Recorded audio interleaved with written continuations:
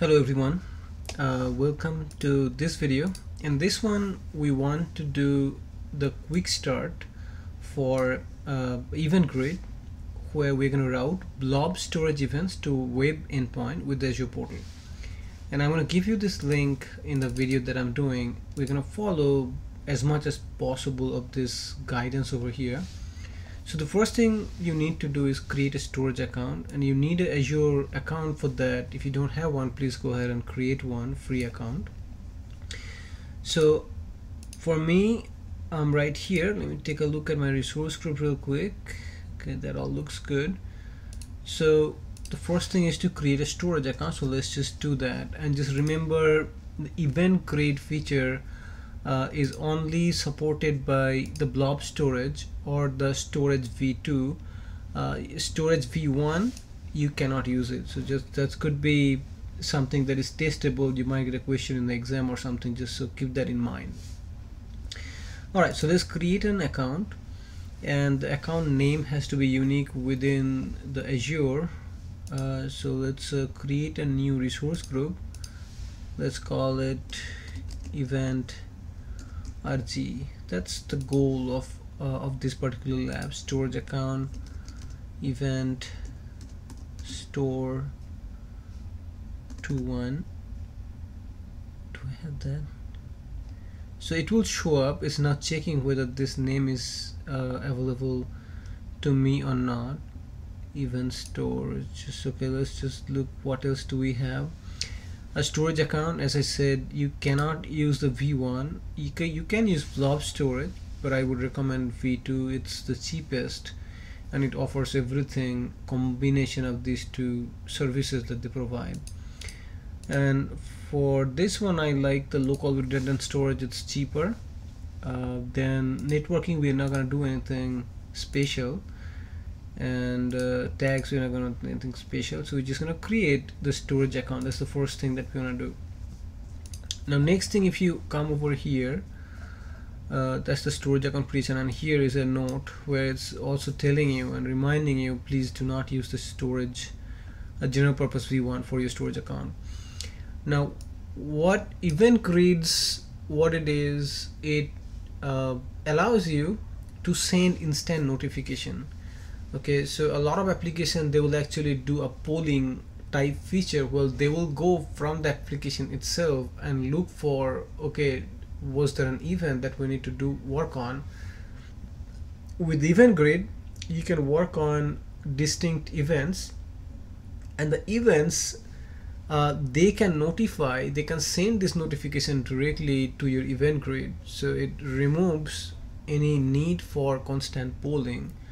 Anytime an event happens using event grid, you can capture that and work on it.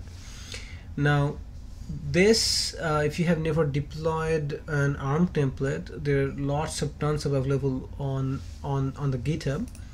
So to deploy this one, usually you will have a button. That would be the easiest. There are other ways to deploy it, but here if you have something like that where it says deploy to Azure, I'm just going to right click on it, open it in a new tab, and if you are logged in, it will automatically log you inside your Azure portal and give you the configuration window where you would be configuring couple things here and there. Okay, most of the stuff will be filled out for you, like all of the stuff already filled out. Repo URL, branch, location, east-US, and I'm going to choose the event RG, the resource group that we have created. And look at that, as soon as we chose that one, your region is now changed to West US2 and it's grayed out. You cannot do anything else on the resource. Right, so for the site name, just do a test AB and hosting plan name. I don't think you need to be the name of the app service plan to use for the hosting the web application. Let's see, make sure we are consistent here. Okay, so come over here, site name, enter a name, hosting plan name, enter a name for the app service plan to use for the hosting web app. So here pretty much you can use whatever you like, seems like. So let's try test AB plan. I'm just gonna write that. and with that you just click on review and create, and sometimes you have to create uh, accept your permission or something button. I don't have anything here available to me. The validation is successful, so I'm just gonna click on create, and it should start the deployment of this particular template. Okay, so just to recap what we have done, so we have created our storage account, and now we are deploying a pre-built web application, and this one has multiple things. This solution includes an app service plan, an app service web application, and the source code from GitHub, okay, that we have already seen. Okay, so that was the repo URL where it's gonna go and get the application. Once this is done, and this is the button I was talking about, I agree to the terms and condition. I didn't see it here for some reason. I just said, yeah, go ahead and deploy it. Alright, so once we have that, what we need to do, we will go to the app service and we will get the URL, and we will see if there is any events available in that web URL. And initially there shouldn't be any event because we haven't configured any. So let's go back over here, and it says website with the given name already exists, test AB. So let's come back over here, do the redeploy, and what we'll do, we'll change this name, and then let's here now have this button available to me. I agree to the terms and conditions, so let's click on that one. Now simply fix the error again, so go back, choose your event RG, then hit purchase, and hopefully this name is available, and we'll have the deployment going, and we'll have the resources available to us momentarily. So let's go back. So the next thing that we will do, we will enable the event grid resource provider. Now for anything that you do, you gotta have the resource provider available to you, and this is an important thing that you should know how to do it. So if you need a resource provider that is maybe not enabled for your account, all you need to do is go to your subscription, and then under settings you gotta select the resource providers and find what you're looking for, and if it's not registered, you need to register that. So let's copy this one. Here's the deployment is going on where.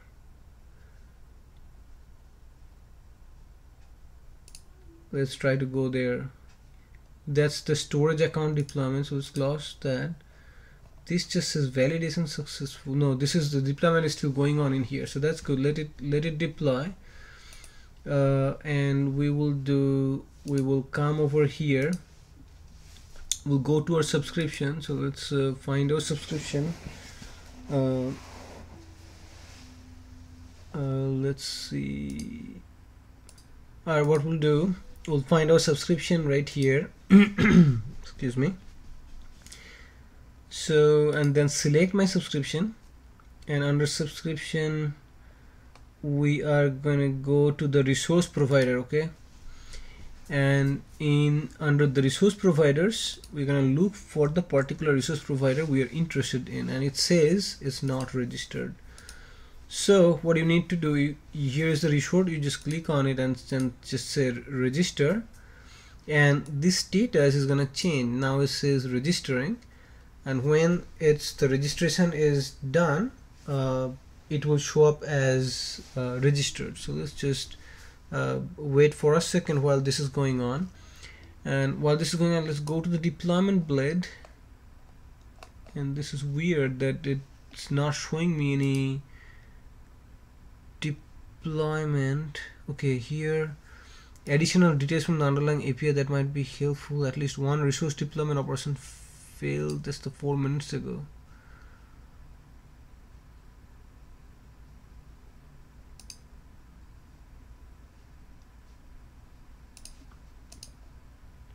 Okay, which one is giving us trouble? It's still not, it's not showing me anything. Let's try to refresh this. Stay on page. No, not stay on page. I'm just gonna get out of this. That one we already know, so let's refresh this one more time. I was not expecting any problem with this, but it's still like seems like we do have a problem here. So let's do this. Let's come back over here, see what it's already deployed. So what I'll do, let's get rid of these. Oh, that's the new application, right? So is it showing that anything going on? I bet that it's been successful. Let's go over here. Yeah, I think I have my app service. That's the new app service. Let's go under our application next. Where is my applications? Quickstart, deployment, application. Yeah, this is my application app service. So here is the website. If I click on this one, what I'm expecting, Azure event grid viewer, it's not. So okay, so I think the deployment has been successful. The error message is from the first time that we tried to deploy. It says it's running, everything is fine, and the resource group said there was only one failure and 2 successful attempts. So the first one was problem, then the storage account deployment was good, and this deployment went successful. All right, so now I have my event. I have an app service plan. I have already registered. Oh, it still stays registering. So let's refresh this one more time and verify that this resource provider is now available to us. So once this is done, let's look for that one and look at that one. That this is now registered, so we can now work with the event grid. So I can get rid of this, that I don't need. And so we have done this portion as well. So the next thing that we need to do, we need to subscribe to the Blob storage. So how do you do that? So on the storage account page, we need to go there and we need to go to the events blade. Okay, on the events blade, we'll go to the more options and then go to the webhook. So let's just do that. Let's come back over here, go to the storage account, and in the storage account there gotta be an events blade. If it's too many, if you're having trouble, usually I just search it over here and it gives me what I need really quickly. So that's what I'm gonna do. Click on events, and here more options is what they have asked us to do. And if you click on more options, it's giving you what are the things that you can do. And with this particular lab, we're going to work with the webhook. So webhook is what I'm going to choose. Okay, you are sending events to your viewer app using a webhook for the endpoint. So once you choose that, you are going to do the create event subscription page. So let's just click on that one. Okay, so this is going to the create event subscription page, and now let's configure the way they're describing it in this particular lab. Enter name and enter name for the system topic. To learn about system topics, overview of the system topics, you can do all that. So all I need here is name is event name. So I'll just call it subs 1. Then topics title, system topic name, I'll just call it topic 1. Okay, event type, there are 2 events selected, it looks like. So let's say event type, two types of events selected. Endpoint type, let's see here, anything else. So we have provided name, event schema, then topic type. Oh, here we need to choose the storage account. So let's see, topic type storage account is already selected. Source resource is the right resources selected. Topic name is something we have provided. Event type, it's already 2. Endpoint type, here we're going to choose the webhook this time. So here endpoint type webhook, and now it's selected as webhook, and there's no other configuration that is needed. And we hit create. For the endpoint, select an endpoint, and in the URL of your web application and add API updates to the home page URL. Okay, so do I still have that page with me? Yeah, I think this is the page. No, that's not the page. Is it the page? Yes, this is the page. So this we're gonna choose. So come back over here and filter additional field. I don't need any of that. Let's hit create. Somewhere we need to add this information. So let's see where the create didn't do anything to me. Hello. Oh, endpoint. We haven't done that. So here's the endpoint that you need to put. And we need to add API updates to the end of it. Okay, so come back over here and put API updates. Okay, that's going to be my subscriber endpoint. Okay, then confirm our subscription. So that endpoint type, and this is the endpoint that we have assigned. So now I should be able to hit create. Okay, and it should create my subscription. So let's just create.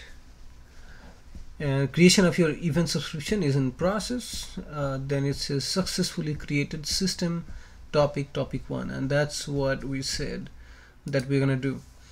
Okay, view your web app again and notice that subscription validation event has been sent to it. Okay, so what we need to do, we need to come back over here and refresh the page, and I still don't see anything over here. Nothing,